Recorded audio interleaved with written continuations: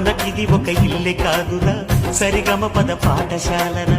అణువణువును మీటి చూడరా, అనుభూతి ధ్వనిస్తుందిరా.